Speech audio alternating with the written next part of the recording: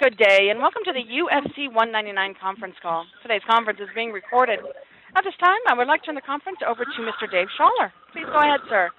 Thank you, Vicky. Hello, everyone, and welcome to the UFC 199 media conference call. UFC 199 takes place Saturday, June 4th, from the Fabulous Forum in Los Angeles, live on pay-per-view, 10 p.m. in the East, 7 in the West, prelims on Fox Sports 1 at 8 Eastern, and we also have our Fight Pass card kicking off at 6:15 p.m. Eastern. It's going to be a lively call today as we have our champion Luke Rockhold, challenger Michael Bisping, champion Dominic Cruz, and contender Uriah Faber. With that being said, Vicky, let's go ahead and open up to the first question. If you would like to ask a question, that is *1 on your telephone keypad. We'll go first to Jeffrey Harris with 411 Manium MMA. Thank you very much for having us today, and thank you for joining us. First question for Luke Rockhold. Luke, this week on the MMA Hour, Michael Bisping is claiming you and your corner were panicked when you fought the first time after the first round of your fight. What do you make of him saying things like that, and do you have any response to what he had to say there? Michael can build him up in any way, shape, or form he wants for this fight. Obviously, I focused in and did what I needed to do coming into that second round. If Michael could talk half as good as he fights, if the other way around. If I could try half as good as he talks, you mean, Luke? Come on. Yes. Let's get it right, buddy. If I could talk. Exactly. That's exactly what I'm talking about. Luke, you tried to take me down in the first round. If it was going so well, then why did the big kickboxer try and take me down? And then you headbutted me, which opened up which changed the course of events. But please, go ahead. Hey, Mike. Here's the deal. If you would have took the bet, I would have took you out in the first round. But you, really? being the man you are, couldn't take my bet. What bet? I'll finish you. You know exactly what bet I'm talking about, Mike. I put it on the table. Bet? I have no idea what you're talking about. You're too pussy to take it. I'm too pussy to take it. Yeah, just like I'm too pussy to take on your fucking lanky ass on a 2-week notice. Nothing about you scares me, mate. I will fight you. I will bet you. I will do whatever you want to do, mate, in any competitive arena. And I have no idea what kind of bet you are talking about. I don't even think you know. You don't know what you're talking about. I bet you for your purse. I bet you to switch purses. I bet you my whole purse if I couldn't finish you in the first round. You know exactly what I'm talking about. You probably will want my purse. My purse is at least double yours. I'll be making a lot more than you on this fight. I'll be making a lot more than you. I don't think so, buddy. I'm pretty damn positive about that. All right, buddy. All right, cool. Well, you be positive, but I'm sitting here in a 5-bedroom mansion, pal. You sit in your little shitty apartment. All right, next question. All right, thank you for all of that.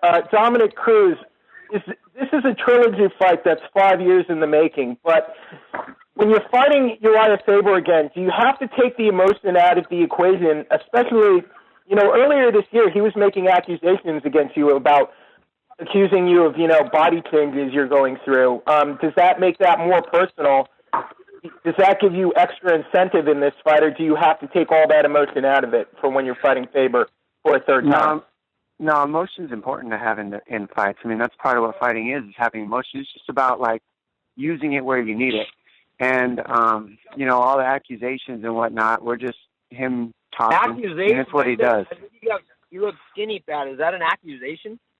Yeah, it pretty much is. Well, it's not. That wasn't the accusation that the interviewer was asking me about. Yeah, look at the same accusation.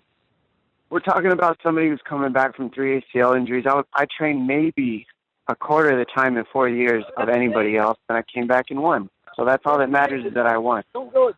I'll be in great shape for this fight, period. And I'll look real good just for you, since you're worried about my physique, Faber. I'll look real good for you when I'm beating you up. I know you stepped it up. You've been hitting the sit-ups. I have seen that. But I'll say this. You should be on America's Dumbest Criminals. I say you got skinny fat with glove handles and man boobs, and you go accuse yourself of taking steroids. Then you get best friends with T.J. Dillashaw, who you guys are now best friends. We'll see who stabs who first. It's comedy, Come on, bro. Man. No one's Come on, saying man. Listen to what you said. You look different. And you're getting older. why would the interviewer ask me about exactly what you said? And now you're trying to twist it and say I accused myself. You're a moron. The things you say just make no sense. I never used the word PD steroids. I said you got back fat and your body is getting old. You can't talk to this guy. He just talks nonsense. Nothing he says is real or has any validity behind it.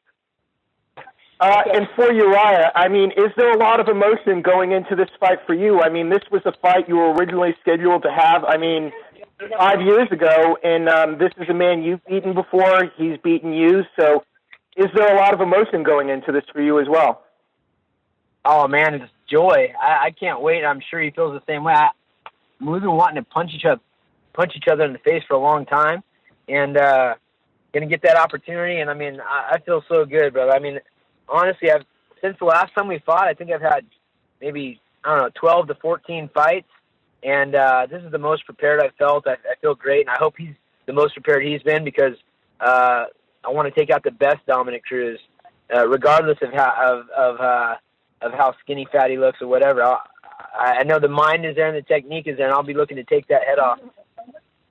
And last question for Bisping. Do you think getting this fight on short notice, do you think on any level this maybe gives you an advantage, even though you fought Rockhold before, because Rockhold wasn't originally preparing to face you? So do you think that, there could be some unexpected things you might do in this fight that he might not be prepared for that could give you an advantage? Yeah, I absolutely believe that it's an advantage, to be honest. As long as I've been fighting now, this is the first time I've had a short notice fight, and I wish this happened to me longer because I would realize I don't need these long, drawn-out 8-week camps. I've done this my entire life. The technique is there, the skill is there, and the conditioning and the endurance is there. I just fought Anderson Silva for 5 rounds not too long ago. I started training. I'm flying through 5 rounds super easy. I'm going to go into this fight very, very fresh, very strong. After an 8-week camp, it's draining. You lose muscle. You lose strength. That ain't going to happen in this fight. On top of that, I know Luke. We've fought. We've sparred. Listen, he beat me the first time. God bless him, But every fight is different. And it's not like I'm going into unknown waters. I know exactly what to expect. And, the short camp will be beneficial, believe you me. Thank you, everyone. And we'll go next to Damon Martin with Fox Sports. Hey, guys, first question is for Mike. Mike, obviously you have fought Luke before. You've trained with Luke before. After the result of the last fight, what is the biggest difference? What puts you over the top? What makes you the champion next weekend? Well, listen, the first round we went out, and I was getting in and out. I was landing my right hand. I was landing some kicks, and I was too fast for him. That's what forced him to try and get a takedown on me, and then he headbutted me, and, that was obscuring my vision a bit. And then, the second round we went out, and then, fair play. Listen, he threw a beautiful kick. Luke is a great fighter. Listen, I don't wish any ill will to him, and I recognize what I'm up against.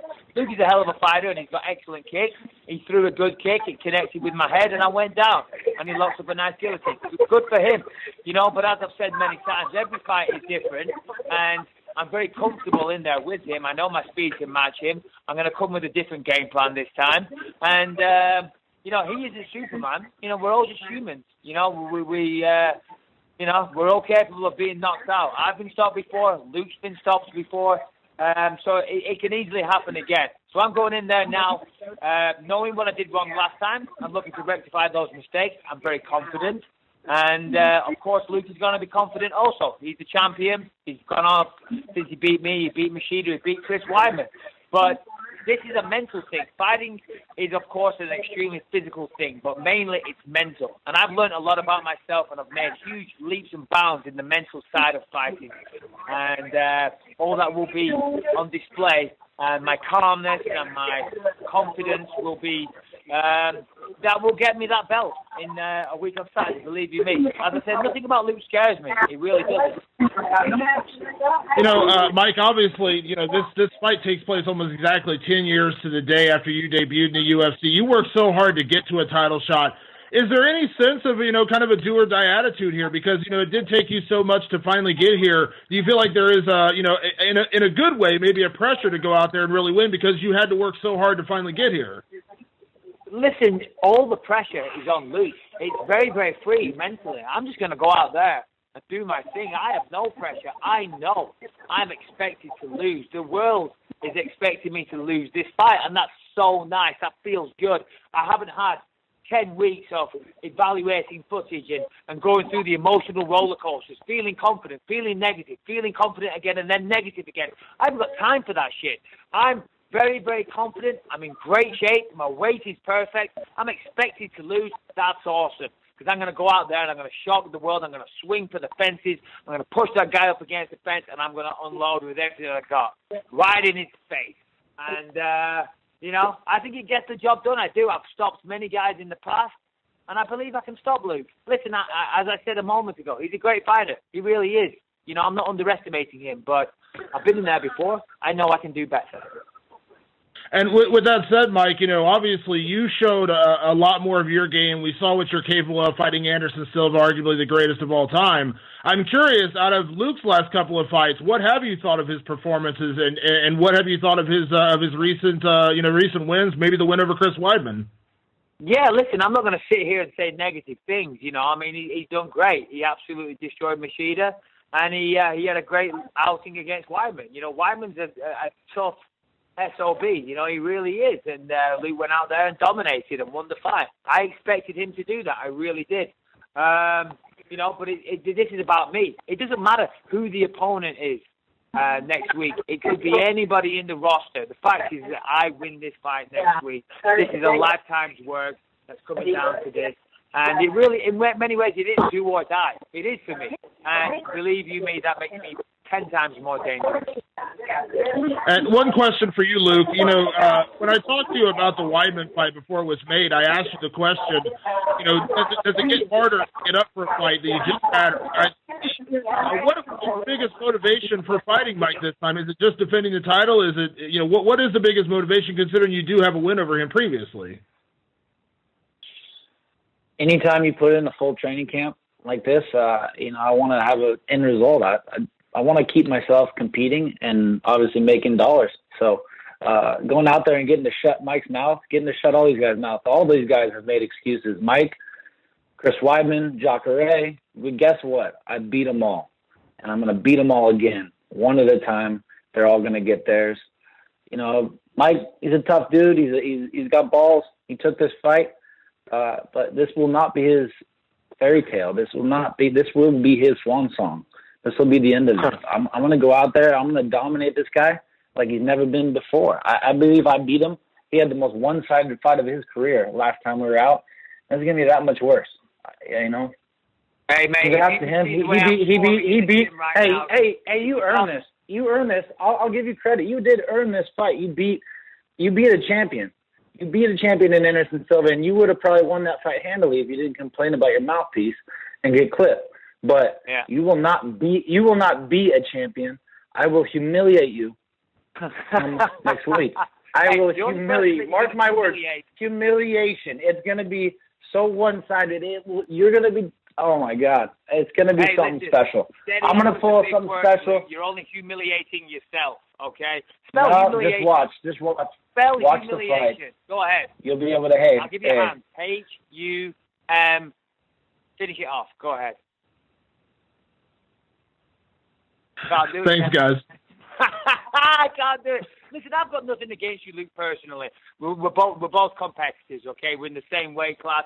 Yeah, you hold a victory over me. I want to rectify that. I wish you all the best. Listen, we've got mutual friends. I'm sure you're a great guy. But for me, I have to win this belt. I have to beat you. I get a chance of redemption. You're very, very confident that you're going to humiliate me. Listen, do not underestimate me, my friend, okay? People... All right, you did well. You beat me once. Try and pull that off twice. That's never happened before. It will never happen. Believe you me. If you saw the way I was performing in the gym right now, you wouldn't be so sure about it. I know exactly who you are. I know exactly who all these guys are. Okay. I'm not underestimating you, Mike. I know exactly who you are, and I know exactly what I'm going to do. That's the difference between me and you and the rest of these guys. I know what I'm going to do. All you guys think I know what I'm you're going to do. What are you going to do? You're going to kick me in the head? Listen, mate, you got a very limited game. You got a good left. I don't need my kicks. I don't need my kicks. All right. Well, I don't need my jiu-jitsu. Come on. I'll knock you out with my bare hands. Ooh, your bare hands. You're so scary. Mike, it's gonna be a bad night for you, my friend. Okay. All right. Cool. We'll see about that. When you're on the floor and you're looking up at the stars and you shit, I just lost my belt to a guy that came in on 2 weeks' notice and took your belt that you worked so hard for on 2 weeks' fucking notice, mate. How's that gonna feel? I love it. How's that gonna feel? I love it. I love it. And whooped your ass. That's what's gonna happen. Keep believing it, man. I love the pressure. I believe. And I love shutting your mouth. It's a good time to go to Brett Okamoto with ESPN.com as he joins the Rockhold and Bisping podcast. Once again, that is *1 on your telephone keypad, and just a reminder to place your phone on mute if you are not speaking. Am I up? You guys can hear me? Right, go ahead. Hey, question for Luke. Luke, was there ever a time in your life, really, whether it was when you were younger in the sport or when you were in Strikeforce, so you wouldn't have run into Michael Bisping? Were you ever a Michael Bisping fan? Like, did you ever feel that way about him? Did you respect the way he fought? I mean, what was your feelings towards him when you knew you guys weren't going to cross paths anytime soon?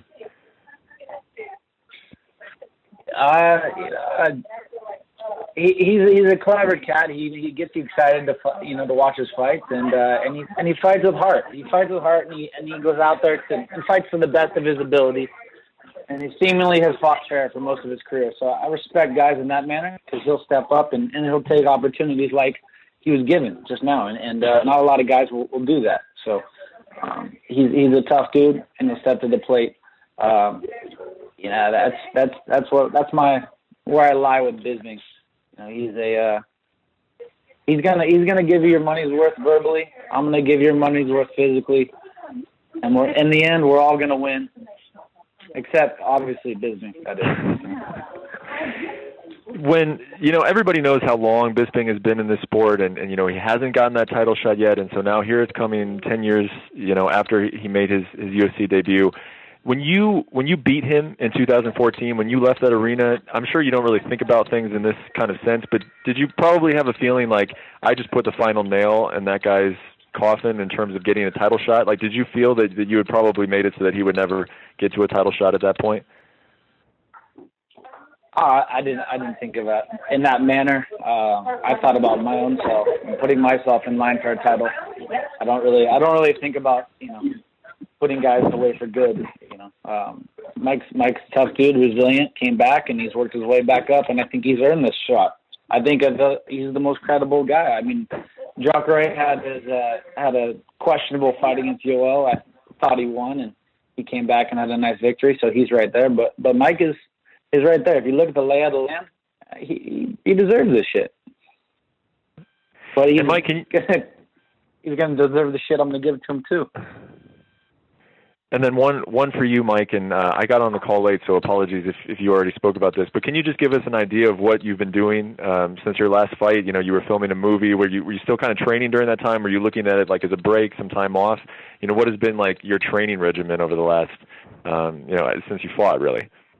Yeah, well, I've been a student of martial arts, and I've been an athlete pretty much my entire life. I started training martial arts at 8 years old.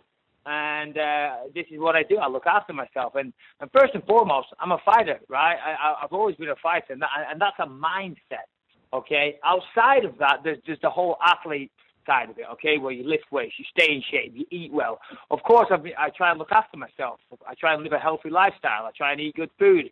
I try and have early nights. Of course, I'm a young man, and I fail at that sometimes. But, for the most part, I've been looking after myself. Yes, I was filming a movie, but being a vain, arrogant bastard that I am, I wanted to make sure I looked good. So I was running every day. I was lifting weights. I was working out with a striking coach up there called Jorge Blanco, who trains GSP and Rashad and people like that. So I've been doing some jiu-jitsu up there at Grant's MMA. So, I've been looking after myself. I've been taking over. I got this shot, and listen, I'm as surprised as anybody, but the muscle memory is there. And I got into the gym, and I did 5-5, I did some pads, I did some running, and then every day I thought, I'm not in shape. So I did 5-5. I thought, wow, that was great. Okay, tomorrow with the sparring, that'll be the real test. I did the sparring. Wow, I'm like, great, amazing. I thought, no, the circuit training. The circuit training will be the real test, and I breathe through the circuit training. So, believe you me, my weight is right where I want it to be. My condition is fantastic. I'm performing better than ever. I've got more snaps in my punches. I'm hitting harder. I'm stronger than what I normally am after an 8-week camp. So, yeah, you know, listen, write me up all you want, Brett Okamoto, but I'm here, buddy. And listen, you know, not everybody has been able to build themselves up to number one contender once. I've done it 4 times, okay? And that speaks volumes about my testament, my fighting spirit, my determination. And this is my time. This is my time, believe you me. I'm going to go out there. I'm going to take it with both hands. Yeah, and you've said that consistently. Like, even after the loss to Rockhold, if I'm remembering the press conference correctly, of course, you know, guys were asking you, you know, where do you go from here? You know, what's the next step from here? And you were still talking about a title at that point. Did you feel like a lot of people were writing you off at that moment, like this is the fight that you know, a lot of people are going to give up on me as a number one contender? Did you get that sense from people? And if so, how did you get it? Do you think I sit there at night and wonder about what fucking so-called journalists in the MMA world like yourself think about my career? That doesn't happen, my friend. Oh, I lost the fight. That's the way it goes. Luke's a tough son of a bitch. He was the Strikeforce champion, you know. You dust yourself off and you say, right, I'm going to get back in the saddle and work my way back up. And that's what I did. I went and took out 3 worthy opponents. Anderson Silva, the greatest of all time. Only person to beat him was Chris Weidman, and that's because Anderson was messing around. So listen, here I am. You know, I don't care what anybody else thinks. The results speak for themselves, and here I am in a world title fight, and it's right there. All I've got to do is go out there and take it next Saturday. Appreciate it. Thanks, guys. Best of luck to both of you. And we'll go next to Jack Encarnacio with Boston Herald. I had a question for all 4 gentlemen. I wanted to start with you, Dominic, and ask the same question to everybody.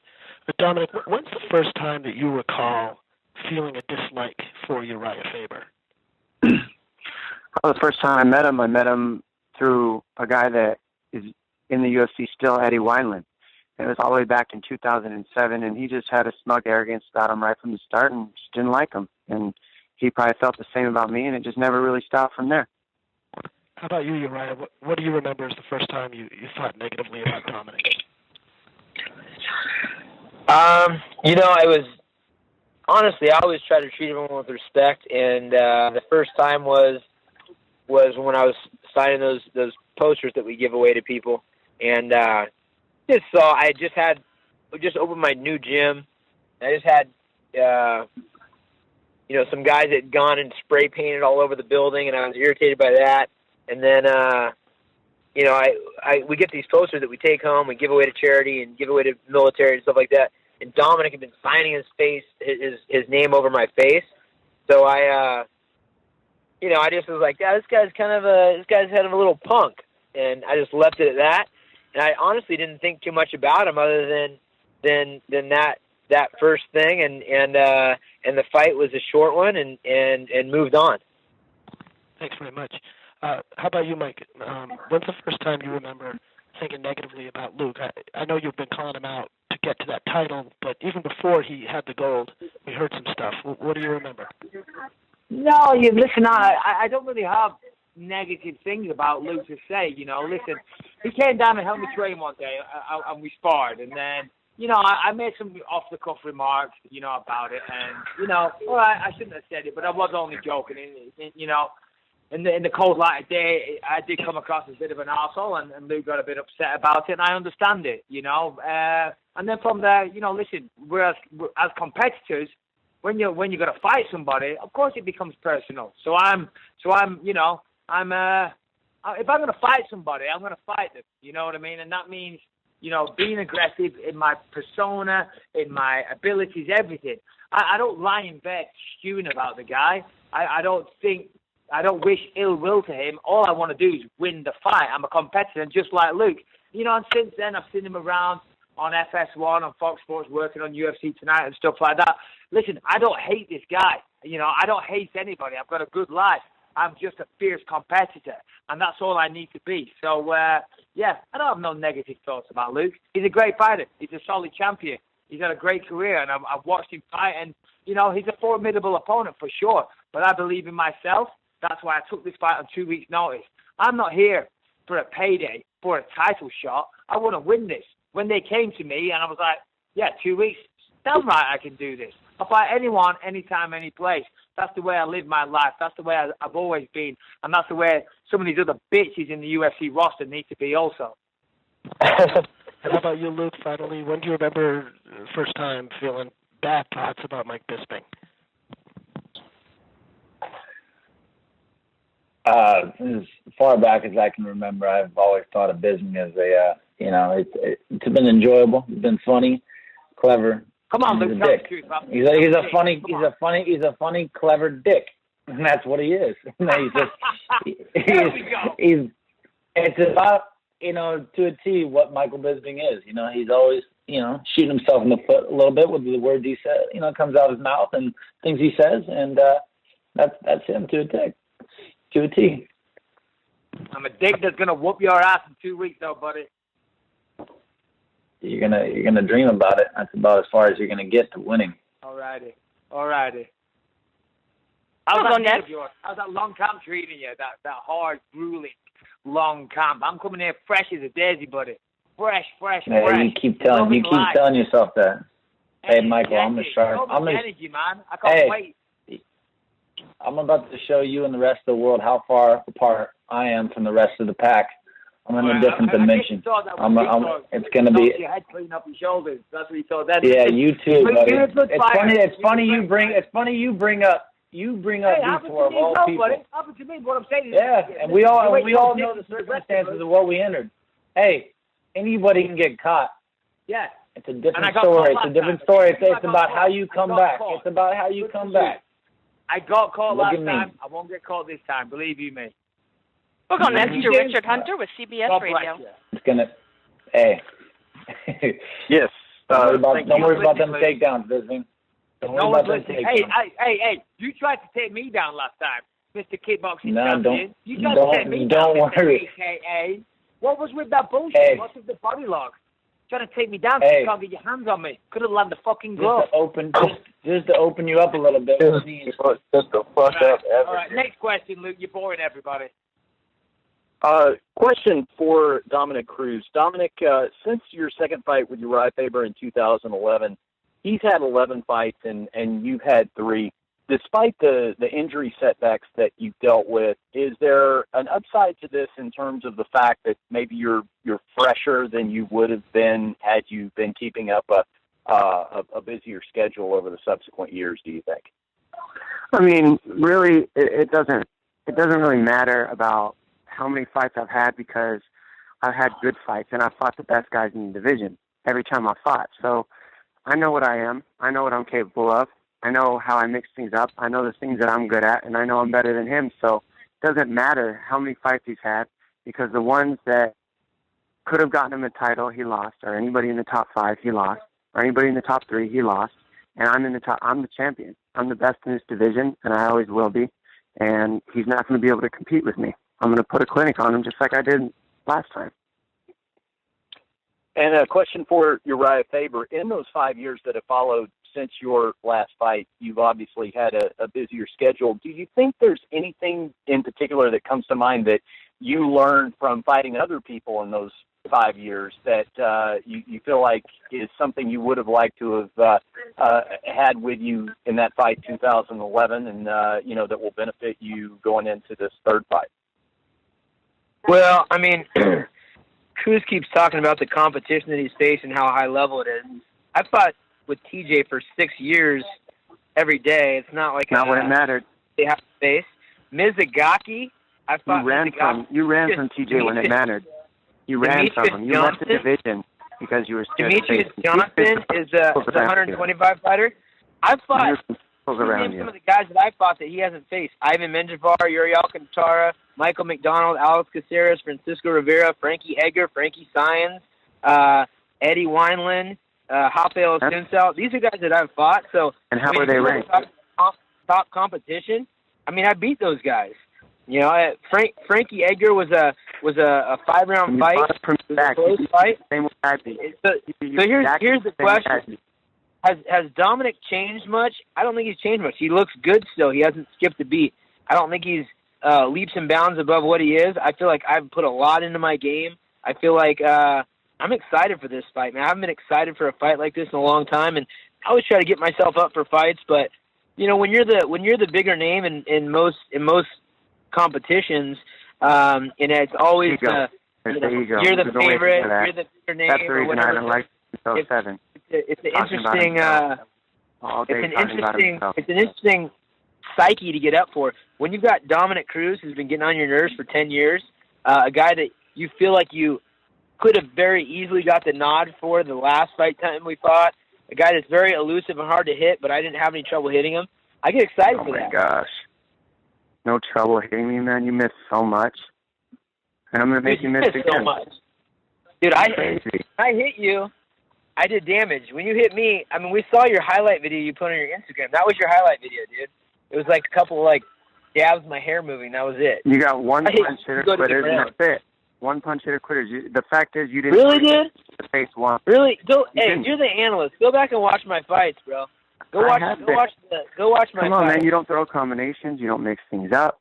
You're one punch at a time. You're one kick at a time. You go for a guillotine. You're an overhand right. You lead with a left hook. I could go all day breaking your fights down. I've been doing it for years, retired, basically, while you were saying that you were competing against the best. And then I came back and faced the guy that you ran from to go up a weight class. You were scared of TJ Dillashaw. That's why you didn't fight for the belt. Why wouldn't you fight for the belt? God. Why wouldn't you fight for the belt? It's unbelievable how distorted your reality is. I'm glad to see you guys are best friends now. That's fucking common. I don't like that guy. Yeah, I'm not his friend at all. The point is you're trying to switch it up. But why wouldn't you fight TJ for the belt? If you faced him already, why not face him? Because you were scared of him. You were scared of losing to the guy that you brought up in the sport. That's Dominic, I want you to think about what you're saying, bro. 41 fights in the game. I fought Jose Aldo. I fought Frankie Edgar. I fought everyone under the sun. You didn't train next to him every day. Anyone? You think I'm scared of you? You can't even finish one guy in your whole I'm not talking about me. I'm asking why you didn't face the guy with the belt while I was out. He was on my freaking team, my main training partner every day. That's a bunch of crap, man. Now you're talking about how you hate him. Come on, man. You're so full where do you get these? You try to interpret my life and my friendships and dude, mind your own business. Friendships? That's how you treat your friends? He's not my friend. You're not my friend. Exactly. So which is he? No, I'm not his friend either. I beat him for the belt that you were scared to face him for. You were scared to face him because you knew that you brought him up in the sport, and you couldn't lose to a guy that you brought up in this sport. There's a little bit of fear in me anywhere, because anybody that knows me my whole life, and I think yourself included, knows that I have zero fear, especially if a guy like you. You should have faced the guy with the belt, because that's the guy that matters. I don't care what you think I should do and should not do. None of your business what I should do. Worry about yourself, and that's because you were scared about him. Because I'm a loyal guy. Lose to that guy. I'm a loyal guy. Loyal? Listen to the stuff you're saying about him now, Mr. Loyal. You got nothing but horrible things to say about him now, and that's supposed to be your friend. You're an idiot. That's the truth. Oh my God! You back up in the words you say all the time. Who told you that he's my friend? You have. You've been saying that this entire interview, how he's your teammate and your friend, and now you're saying he's not. Which is? No, I said he was my main training partner. What I'm saying, here's one reason why I said that you back up on everything you say. You say something and then you deny it. That's what you do. Because you look skinny fat. The reason I said you have love handles. What are you talking about? I didn't even talk about that. The reason why you're a little saggy. Subject again. Talk about what. The reason I said TJ looks skinny is because he looks skinny. Why don't you just mind your own business and prepare for a fight, dude? I don't even know how you're switching the subject like that, like it's a trip. Like switching what subject? Trip, you're just all over the place, man. All right, guys, I'm gonna jump in here. We're gonna take our final question of the day from Jorge Mandaka. Go ahead, Jorge. Hi, thanks so much, Michael. We've talked about it a lot. It's been almost 10 years since you won tough. You had that great victory against Anderson Silva just a couple of months ago. What made you want to come back and take this fight? What was in your mind when you got the phone call and you said, you know what, I'm going to take this fight. I don't care. Listen, just for clarification, I didn't get a phone call. The UFC got a phone call. I said, if either of those pussies can't make the walk in 2 weeks, you know where I am. So that's how it went down. My confidence has never been any higher. I've never been performing any better. I'm still learning things about myself mentally in the fight game. I used to get too emotional. I really did. And when you're emotional, when you're angry, when you're frustrated or in a manic state of mind, you're never at the best. You're never the best version of yourself. So how can you be fighting at your best if you're too emotional? So these days I'm much calmer. I'm just much more in the moment, you know, and just seeing everything come at me. So listen, I made huge leaps and bounds in the mental area. That's what allowed me to defeat Anderson Silva. And as I say, never been more confident. Luke's a great fighter. He really is. But he owns a victory over me. Obviously, that pisses me off. I want to rectify that. And, of course, he's the champion. So why wouldn't I want to fight the guy? Why wouldn't I want to do that? All these people talk about wanting to fight for the belt, but then they're handed it on a silver platter and they say no. Jack Ray had a bit of a torn meniscus, okay? You can still fight with a torn meniscus, okay? So, but he said no. Jack Ray, whatever, great fighter, but didn't want the opportunity. All he had to say was yes, but he said no. And there you go. So here we are. I've got the shot, and believe you me, I think I'm going to be the world champion next week. And a question for Luke. Luke, you go from one rematch to a different rematch. How do you change your mind frame from going to Chris to Michael now? What have you had to change in your training and your mind frame? What are you doing differently now than you did a couple of weeks ago when you were set to fight Chris Weidman? I'm doing nothing. I don't care what any of these guys are going to do. I care about what I'm going to do. It's not that much of a stylistic change for me. It's less pressure. Gives me more time to set up my shots and pinpoint and put this dude away. You know, I think Weidman potentially could have got put away earlier. He rushes forward. He gives himself up sometimes and overcommits. Or Bisping is going to be a little more reserved. He's going to try to be tricky. He's going to give me that distance. He's going to try to push forward and close, of course. But that just plays right in my hands. So you know, it's both orthodox, both decent stand up. I'm going to go out there. I'm going to put Weidman is slow. I am fast. That is a big, big difference here. Weidman's like he's moving through molasses the whole time. He's the slowest guy in the middleweight division. He can wrestle. He's strong. He's got a good chin, but he's slow as hell. And speed kills. Agreed. But, you know, that's exactly. Speed kills, and that's what I'm at to showcase. Speed, timing, distance, power. I'm going to show it all. I'm going to put it on you. It's you're tough. You fight to your ability, but your ability is nowhere near my ability. It's going to be a bad night. Hey, listen, Luke, and that's what makes it a fight. You think you're going to win?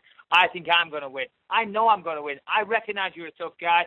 You're tall. You've got good range. You're athletic. But at the end of the day, I want this more than you. I want this more than you, and I've done everything I can. And believe you me, you ain't going to be able to handle what I'm bringing to the table. You're going to be backed up against that fence. I'm going to unload with a massive combination, and you're going to go down. You're going to go down, buddy. Simple as that. And you're going to be looking up, thinking, shit, I just lost my belt to somebody that walked off a movie set and whooped my ass in 2 weeks. I'm going to give you a couple more scars for that movie career of yours. It's going to be good. The scars make me look good, buddy. There's too many pretty boys in Hollywood. I want to make this nice and sweet. Hey, nice and short and sweet for the fans. Pretty boy dipshit. You'd fit right in. You would fit right in. Pretty boy dipshit. Yeah. Yeah, no humiliation. I'll probably have to beat you up on the set later on, too. A couple of years, no doubt. Come and do it. Yeah. One step at a time. First, I got to whoop your ass. Hey, first I'll whoop your ass again in the cage, and then I'll probably whoop your ass on set. Yeah. All right, very good. What about the time when I fucked you up in sparring? You're not mentioning that this time. What about that? Right? You know when I come in hungover, when I walked in the gym hungover and sparred you in the best shape of your life? Oh, you're hungover. All right. Hey, Okay. what happens in the cage? Hey, what happens in the cage is what matters, Bisping. And we all know what happened in the cage. But I knocked you out. Hey, I knocked you out and choked you out with one hand. One hand. I mean, knocked me out. I was getting up, you asshole. And a one-handed guillotine. Hey, you got those long, skinny arms. That's a knockout. I pulled the one hand on Cruz too. Hey, how much worse could it get? But it's gonna get worse. But it is gonna get worse because a guy's getting off a couch and he's gonna kick your ass 2 weeks take your title in front of the world. And I'm going to remind everybody, I was drinking beer 2 weeks ago, and I'm still in better shape than you. Doesn't matter if you had a full camp, if you had a half a camp. Hey, I could come off the couch in better shape than you are. Believe it. I love it. All right, guys. Come with it. That does wrap up today's UFC 199 media conference call. I'm sure next week is going to be... No, it doesn't, Dave Scholler. Whoa! Whoa, Mike Bisping. That does wrap it up. Thanks to Mike, Luke, Dominic, and Uriah. Next week kicks off in Torrance, California for UFC 199 open workouts. That will be followed on Thursday by Ultimate Media Day. And then our press conference. Just a reminder, we added a formal press conference so we can continue all the greatness from today's media conference call. Press conference next Thursday, 1 p.m. at the Forum. That is free and open to the public. And just a reminder, tomorrow here in Las Vegas, we have our open workouts for Almeida versus Garbrandt. That's here at the Harley-Davidson location on Las Vegas Boulevard, 1 o'clock. Thanks again to all of you who joined in. We'll see you tomorrow here in Las Vegas or next week in Los Angeles. Have a great day. That does conclude today's conference. We thank you for your participation.